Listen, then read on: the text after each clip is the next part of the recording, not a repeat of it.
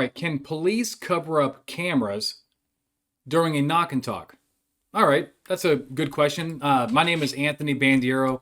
I am an attorney and senior legal instructor for Blue to Gold Law Enforcement Training.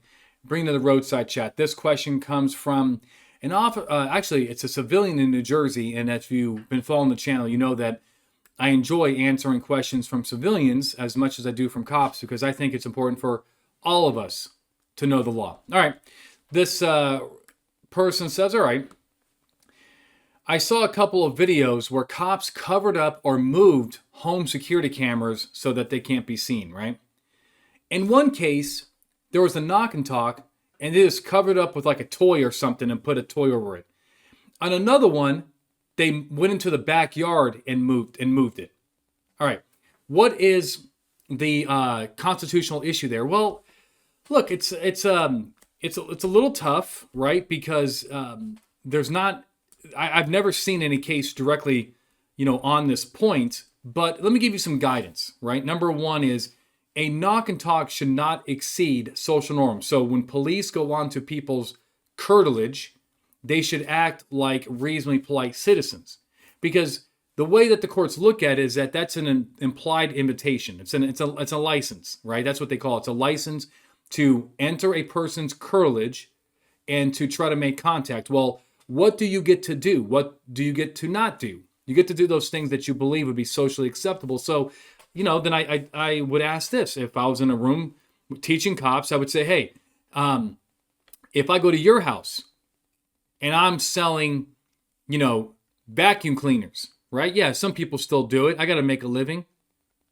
And as I'm up on your house, I'm covering up your camera with my hand. I'm moving your camera so it cannot physically see me. How do you feel about that? Do you feel that I'm crossing a line? And most cops say, yeah, that actually kind of pissed me off because that's what the cameras are there for. They're there for me to see you. And I say, well, how are the rules any different for you when you're at my house? And then the cop will say, but Anthony, with all due respect, we ain't selling vacuum cleaners. We're trying to find the person who killed the person with the vacuum cleaner. And I say to you, my heart is with you, but the law is not.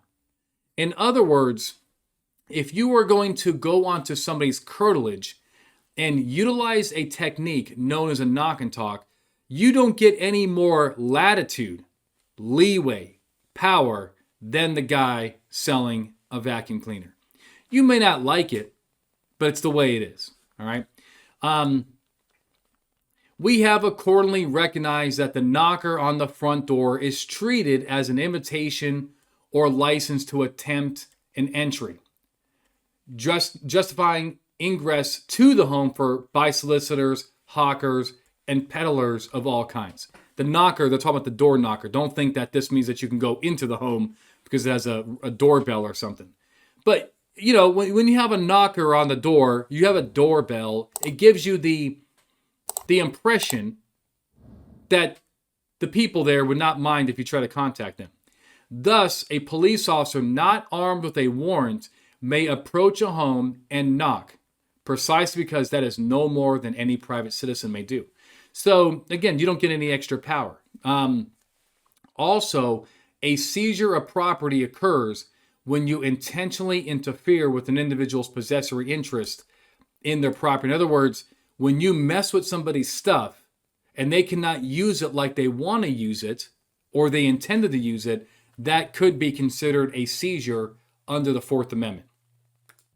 Now, turning back to the question at hand, was moving the camera or covering the camera a Fourth Amendment issue?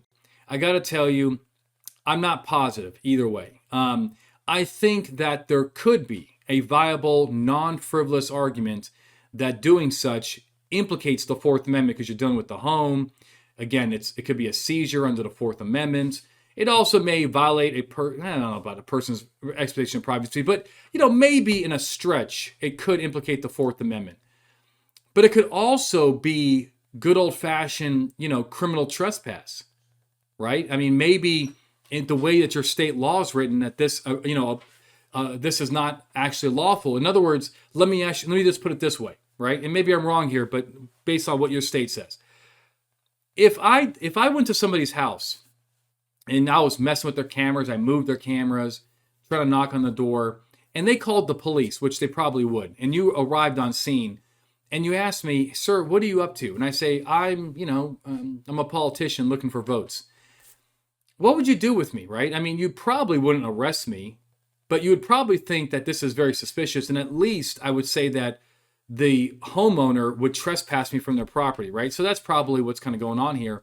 So we understand that what they're doing here, what I did here, may not be per se illegal. Maybe in some states you can come up with something, but it's just not kosher, right? You would not agree with it. So that's my answer to it. It's a kind of an interesting thing. The cops should not be doing this. Look, putting your hand over the camera is one thing. Moving that camera and manipulating it, I don't like it without a warrant. Even though I've put my hand over cameras plenty of times, but if I'm there for a knock and talk, maybe I shouldn't be doing that. All right. The other thing that the person threw out there, he also saw a cop dismantle a Ring door camera and threw it in the bushes. This was caught on a second home security camera.